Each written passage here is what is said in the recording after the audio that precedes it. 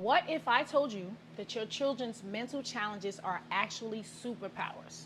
But those superpowers are being limited by thoughts and beliefs we attach to them.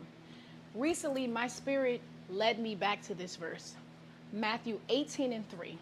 Truly I tell you, unless you become more like little children, you will never enter into the kingdom of heaven.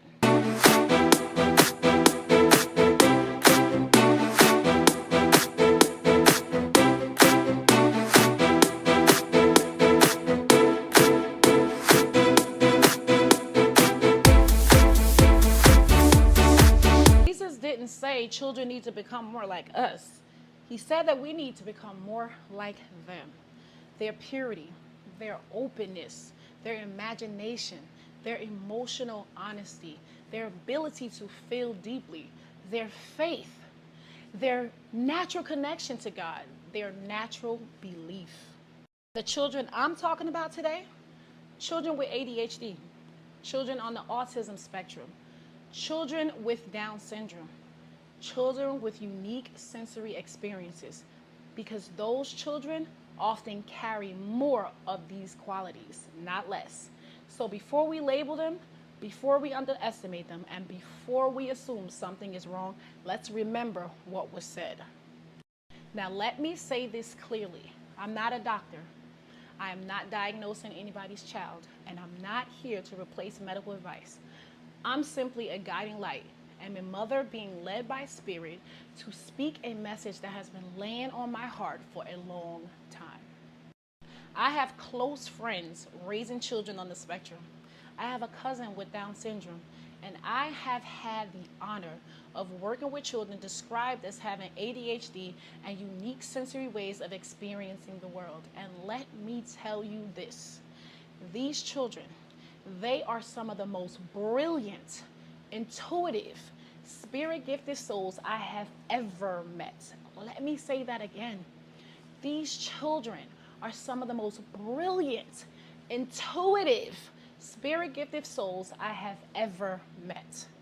And don't get me wrong, when I say superpowers, I'm not saying that there aren't challenges. And I'm not saying that every day is easy.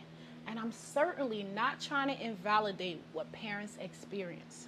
What I am saying is this: a child can have challenges, but still have an extraordinary gift inside of that challenge. Both can be true, but the meaning we attach to the challenge often becomes the bigger obstacle than the challenge itself. Belief shapes everything. Belief is not passive. Belief is powerful. Belief forms identity. And I say this with love. Most of the heaviness doesn't come from the child. It comes from the beliefs surrounding the child.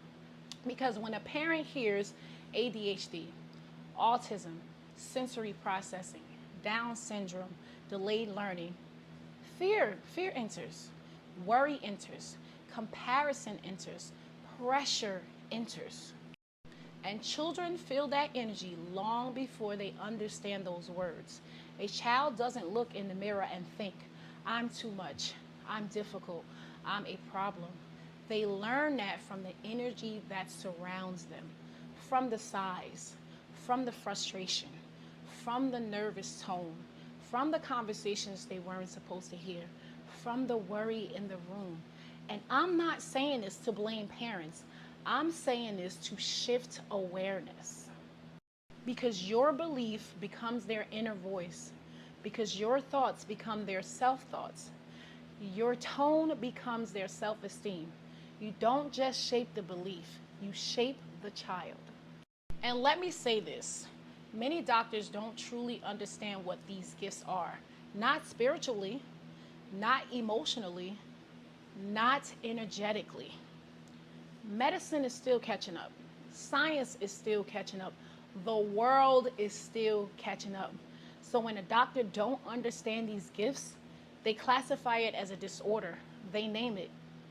They label it. They make it clinical. They make it heavy. And the parents carry that weight. And then the child feels that weight through the parent. Not because the child is a burden, but because the label was carried like one. And if the doctor didn't know how to classify it, ask yourself this. What if what the child has isn't meant to fit inside of a medical category? What if it's meant to be understood instead of classified? What if the world misnames the gifts? And that's only because it don't recognize spiritual intelligence. What if the child is not hard, just misunderstood? And I don't know if anybody else noticed this outside of me, which I'm sure people have, but many of the world's greatest thinkers, innovators, scientists, artists, visionaries had minds that did not function like the average person. They noticed patterns differently. They processed information differently. They saw the world from unique angles. Brilliance rarely fits inside the box. Innovations rarely comes from the normal.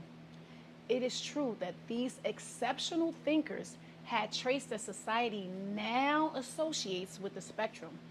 Different minds create different worlds. Extraordinary minds come from extraordinary wiring. And I'm not saying any of this to take away from any child. All children have superpowers. All children are special. We just have to be careful of how we see these challenges, of how we approach these challenges, of how we think about these challenges, most of all about how we feel about these challenges. They are superpowers. These traits are not flaws. They're not problems. They're not failures. These are superpowers that bloom with belief. When you shift your belief, your child shifts with you. The child usually relaxes. The child opens up. The child becomes more confident. The child stops shrinking. The child starts to bloom. Belief creates emotional safety. Belief builds identity. Belief becomes their inner voice. You do not have to be perfect.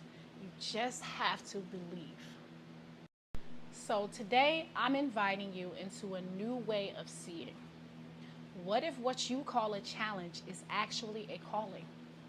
What if what you fear is actually a gift your child is growing into? What if your child is wired for a future you cannot see yet?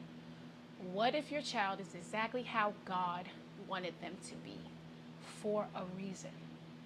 Let belief lead you before fear does. Parents, you're doing better than you think, and your children are doing better than it seems. Belief. Your belief might be the key that unlocks their destiny. And if you're ready to see children through a new lens, hit subscribe, leave a comment, and let's grow in belief together.